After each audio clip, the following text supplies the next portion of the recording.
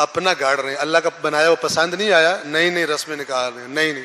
اور یاد رکھیے یہ بدعت کی تاثیر ہے، اللہ نے بدعت والے کو سزا دی ہوئی ہے، اور وہ کیا ہے کہ اس کو اپنی بدعت اللہ کے اہم ترین احکام سے زیادہ پیاری ہوتی ہے. وہ کرتے ہوئے اس کو جو لطف آتا ہے وہ اللہ کے حکم پر عمل کرتے ہوئے لطف اس کو نہیں آتا. لہٰذا آپ دیکھیں گے بعض لوگ کہیں گے کوئی رسم بنائی ہوئی ہے، وہ کہیں گے کہ ہمارے دادا ابو نے شروع کی تھی، اس پہ مر مٹ جائیں گے کرنے کے لیے، اور ویسے نماز بھی نہ پڑھے تو انہیں کوئی پرواہ نہیں. یہ اللہ کی سزا ہے، ٹھیک ہے.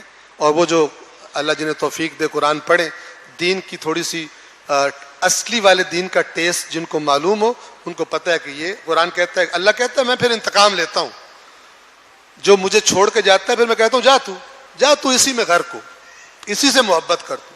فرمایا ہوا ہے وَأُشْرِبُوا فِي قُلُوبِهِمُ الْعِجْلَ بِكُفْرِهِمْ، بچڑے کی محبت ان کے دلوں میں گھول کے پلا دی گئی تھی ان کے کفر کی وجہ سے.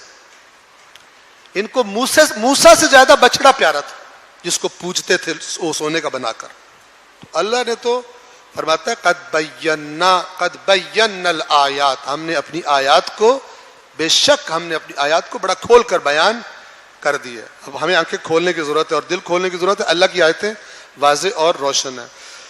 نئی رسمیں عام ہو رہی ہیں، نہ رکھنے والا ہے نہ پتہ نہیں کیا کرنے والا ہے، کوئی عالم بولتا نہیں، صرف پاکستان کے شہروں میں عام ہے، سندھ میں پنجاب میں عام ہے، دیہات میں. اس کی وجہ کیا ہے؟ اس کی وجہ بنیادی وجہ قرآن سے دوری ہے. لوگوں کو پتہ نہیں دین ہے کیا. تو جو چلاک ہوتا ہے وہ اپنی مرضی کی پروڈکٹ دین کی پیکنگ میں لپیٹ کر دے دیتا ہے. اور اس میں پیکج کیا ہوتا ہے؟ جیسے سامری نے پیکج جو بنی اسرائیل کو دیا تھا نا، انہوں نے کہا تھا موسیٰ والا دین بڑا مشکل ہے، یہ نہ کرو یہ نہ کرو یہ نہ کرو، بچڑے کو پوجو، چندہ شندہ دو، جو دل کرو. تو یہ پیکج ان کو بہت پسند آیا. انہوں نے کہا کہ یہ تو زبردست ہے.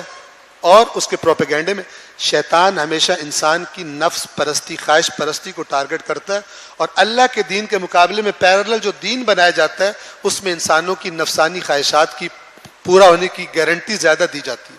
تو لوگ کہتے ہیں چھوڑو اس دین کو، یہ والا صحیح ہے، یہ دین نہیں ہے، یہ قبلہ صاحب نہیں ہے، یہ جناب اس کو دین کوئی نہیں پتا، وہ کوئی زیادہ اوپر سے آگے.